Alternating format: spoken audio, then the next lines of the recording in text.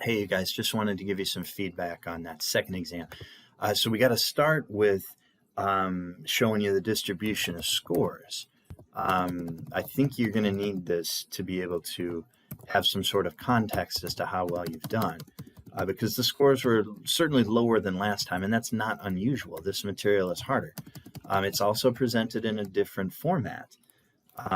It's problem based rather than explanation based, so it's a little bit harder to get partial credit, although in this format at least you can get partial credit. Normally when I teach on campus, this is a multiple choice exam, and that means that the scores are usually lower than what I'm reporting here, but this is what we saw. So here's our category here. It was a really wide range, and that's not terribly unusual to see. So here's the breakdown. Yeah, it's split out pretty good. I mean, some people did really, really good. And if you're asking me to interpret these scores, I would say if you're above 80, that's fantastic. That's really good. This exam is hard. And that tells me you really knew the material pretty well. If you're in the 70s, that's nothing to be sad about. I think that's a really good showing. This is a hard exam, and you had to know stuff pretty well. To be able to be in the 70s and even the 60s, you're not going to get there without having done some work. Even the 50s, you had to know. I mean, if you walk in and you take this exam, you're getting a 25, no question. It's that hard. So you're not going to be able to skate by. And I think nobody's going to be surprised to hear me say that if you took this exam. It's hard. So here's what I'm going to do, and you haven't seen this yet. There will be a separate column. I'm going to add 10 points to everybody's score. You don't have to do anything. It'll just be in a separate column. And if you've been looking, that hasn't shown there. Another thing that I don't like is when you make the exam available for a longer period of time, the people who took it early really have to wait before they get their result, because I can't grade them until they're all in. I want to grade them all in one shot so that I'm fair, so that everybody's dealing with the same mindset. And then sometimes you have a result like this and you say, yeah, this exam is hard. And do you want to let the scores stand as they are? Probably not. Good news. Remember that if you look at the syllabus, to pass the course, if you're not feeling good about how you did, I just want you to know that to pass the course, you need 250 points. And it didn't look to me like there's anybody who's been participating in the class that can't meet that. You'll see that we've got some assignments coming in, and most people, these big assignments, life code assignment, auto code assignment, you should be getting 60 out of 60 on those. And the neat thing about that is the worse you're doing, the more that helps you, right? I mean, yeah, if you're averaging a 90 on the exams, getting 100 out of 100 out of the assignment piece of it, that doesn't bring you up that much. But if you're averaging in the 50s on the exams, getting 60 out of 60 from assignment points, that brings you way up. And you'll notice that 325 is the cutoff for a C minus. And that's a lot lower than the standard 70% that you might see. So the grades, especially on the low end, there's a generous curve that's built into the grading scale on the exam itself. In the course totals itself. And then on this exam, there'll be a 10-point adjustment that I'll add. Good news coming up. So, this is important for me to say. I don't judge you based on your score, okay? There's a lot of reasons that explain a score that isn't really good. And one of the big reasons can be, hey, my life is a mess right now. I mean, I don't know that. So you know that. And if that's you, I would just say this: don't be too hard on yourself. When your life is a mess, it's going to be hard to do as well as you normally could. That's okay. So it's important to look at where you're at and say, okay, well, what can I do to do better? Does this represent my best effort? And the neat thing about that is that's a question for you.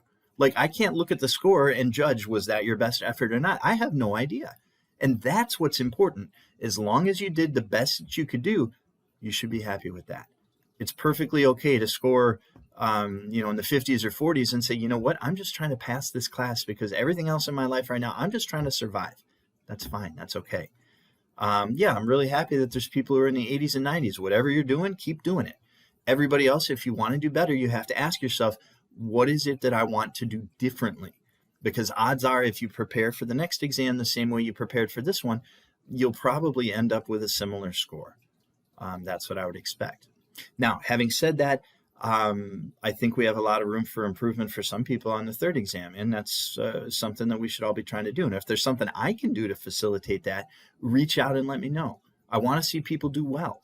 That's something that's gratifying as a teacher when you see that somebody didn't do so great on that first exam, but did awesome on the second. We had somebody go from the 40s to the 70s, couple people. That's fantastic. That's amazing. And I would be looking at that and saying, wow, that's impressive. I really enjoy seeing that.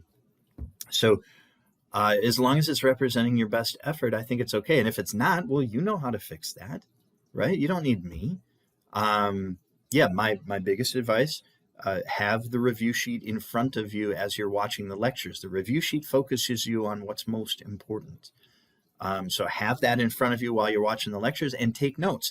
And then you can refer back to those notes when you take the exam. I'm hoping you're doing that. I think that's a method that could really help. If you've got some other method that works for you, that's great. Whatever's working, you should do. If you don't know where to start, that's my suggestion. Do it that way. This last exam and this next exam are kind of focused on problems. So it's important to make sure you understand how those problems are done. That's why I'm recording those lectures, those notes for, hey, this is how we do the problem sheet.